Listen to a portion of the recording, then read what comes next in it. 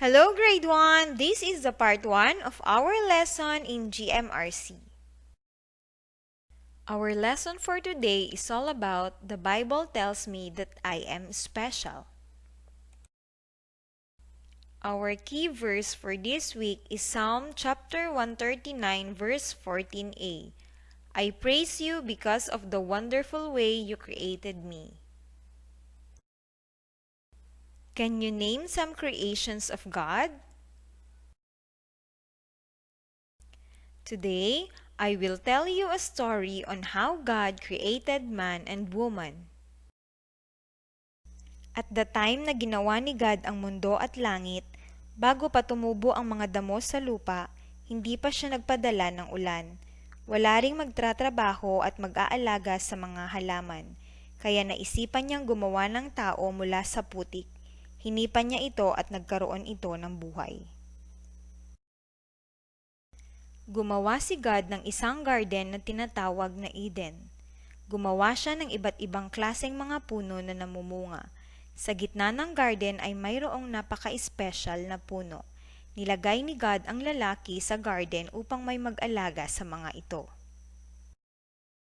Sabi ni God sa lalaki, maaari niyang kainin lahat ng bunga ng mga puno na naroon, ngunit huwag niyang kakainin ang bunga ng espesyal na puno. Ginawa ni God ang iba't ibang klase ng mga hayop, sa langit man ito o sa lupa.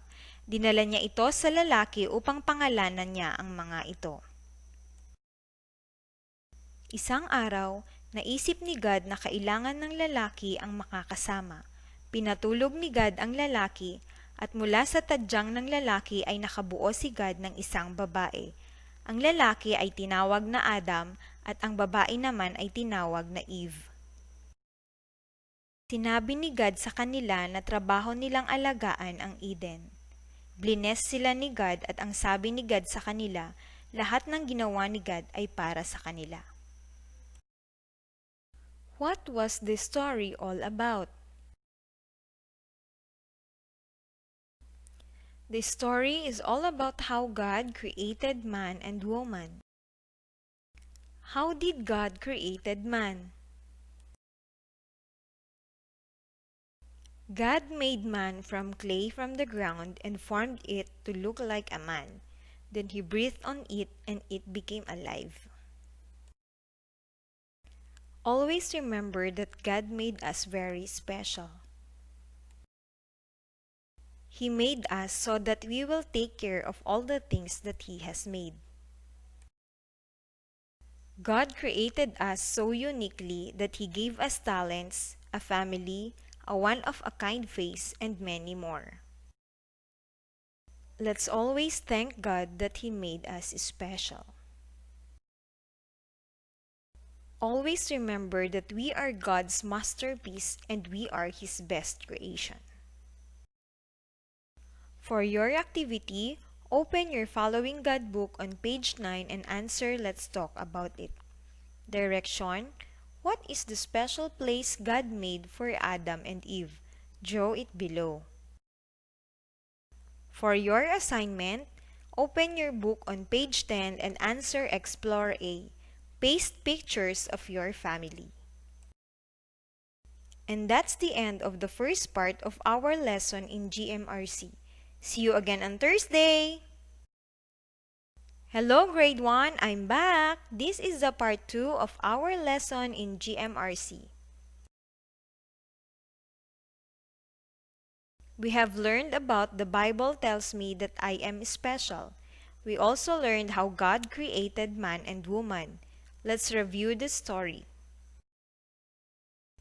At the time God made the earth and heaven, before any grasses or shrubs had sprouted from the ground, God had not yet sent rain on earth.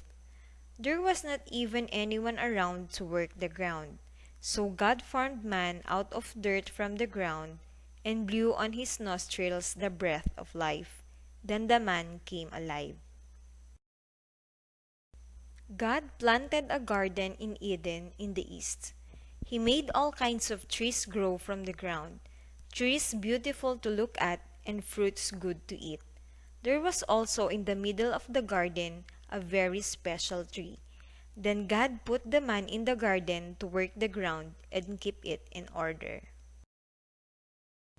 God said, "You are free to eat from any tree in the garden, but you must never eat the fruit from this special tree." God had formed all the wild animals and all the birds out of the ground. Then he brought them to the man to see what he would call them. Whatever the man called each creature became its name. So the man named all the domestic animals, all the birds, and all the wild animals. One day, God thought of making a helper who is right for the man. He caused him to fall into deep sleep. While the man was sleeping, God formed a woman from the rib that he had taken from the man. God called the man Adam and the woman Eve. He told them that it was their job to take care of Eden. God blessed them, saying, "All this is for you." Let's answer the following questions about the story. How did God form man? God formed man out of dirt from the ground and blew into his nostrils the breath of life. Where did God planted the garden? God planted the garden in Eden. What is in the middle of the garden? In the middle of the garden is a special tree. What did God said about the special tree? God said that the man is free to eat from any tree in the garden, but he must never eat the fruit from the special tree. How did God created the woman? God formed a woman from the rib that he had taken from the man. What names did God give the man and woman? God called the man Adam and the woman Eve. God created man to be a companion, a friend, and someone who would worship and praise him for who he is. For your activity, open your following God book on page 11 and answer letter B. Direction: decorate the face with buttons and yarn. And that's the end of our lesson in GMRC for this week. See you again next time! Goodbye, grade 1!